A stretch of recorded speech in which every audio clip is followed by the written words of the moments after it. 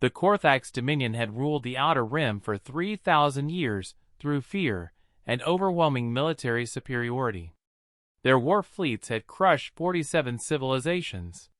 Their battle doctrine was simple: strike without warning, accept no surrender, leave no survivors. They had never encountered humans before. The attack on Colony Station Artemis began at 0400 hours. 15 Korthax dreadnoughts materialized from hyperspace, weapons already charging. The station held 50,000 civilians, families, children, researchers. The Dominion scanners had classified them as negligible military threat. That assessment would prove catastrophically wrong. Admiral Korthax watched his tactical display with satisfaction as the first volley decimated the station's outer ring. Standard procedure dictated the attack would last 6 minutes. The humans would panic, scatter, die efficiently like all the others. Instead, his communications officer intercepted an outgoing transmission from the station. A single message, broadcast on all frequencies to every human vessel within range. Artemis under attack.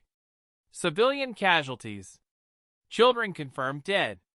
Location transmitted. They started this. Korthax felt something he hadn't experienced in decades: unease. The message wasn't a plea for help. It was a statement of fact. Clinical. Cold. Continue the assault, he ordered, shaking off the feeling. The second wave of Korthax missiles never reached their targets. 43 human vessels dropped out of faster-than-light travel simultaneously, surrounding the Dominion fleet in a perfect three-dimensional sphere. Their arrival wasn't a desperate rush to save the station. It was already too late for that. This was something else entirely. Unknown vessels, this is Admiral Korthax of the Korthax Dominion. You are outgunned. Withdraw immediately or be. No. The single word cut through his transmission like a blade. The voice belonged to Fleet Commander Patricia Zhao of the UNSC Retribution. Her face appeared on every Korthax view screen, human features composed, eyes utterly devoid of mercy. You don't get to negotiate, Patricia continued, her tone conversational. You don't get to surrender. You attacked a civilian station. You killed children while they slept.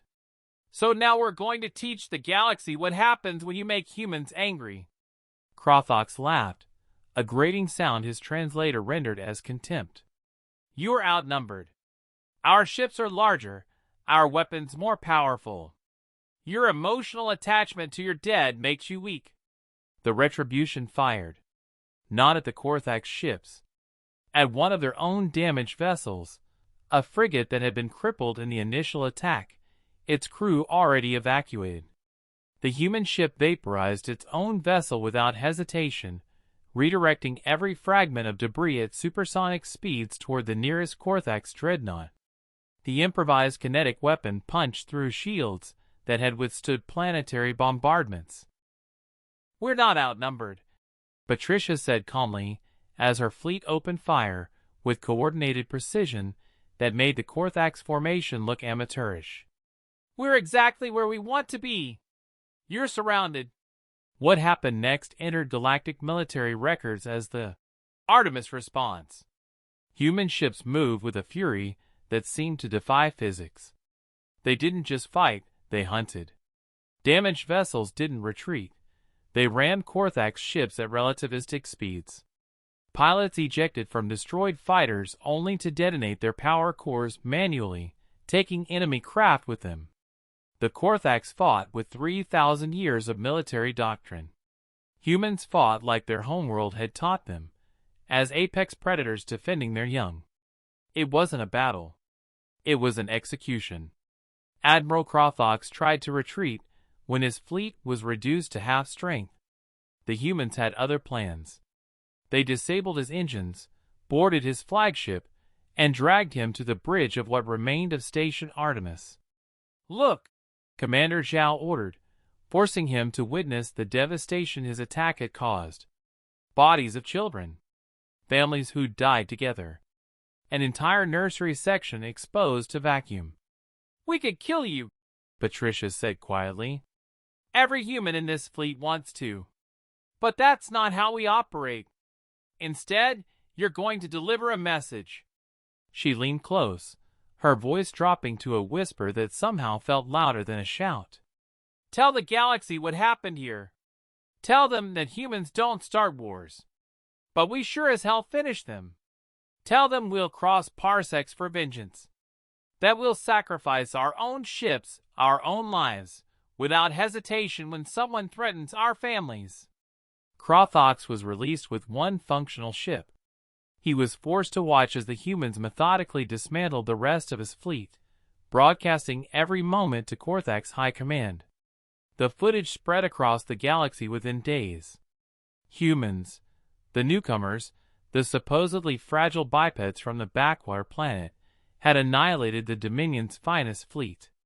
Not through superior technology, but through raw, terrifying determination and a willingness to sacrifice anything for retribution. The Galactic Council convened an emergency session. New protocols were established. Advisory warnings were issued to all spacefaring species. Species designation: human. Threat level: variable. Default status: peaceful, cooperative, diplomatic. Status when threatened: apocalyptic.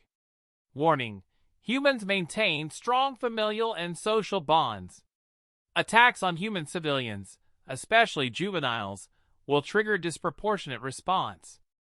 They call it proportional. We call it existential threat. Recommendation: do not attack humans. Do not threaten humans.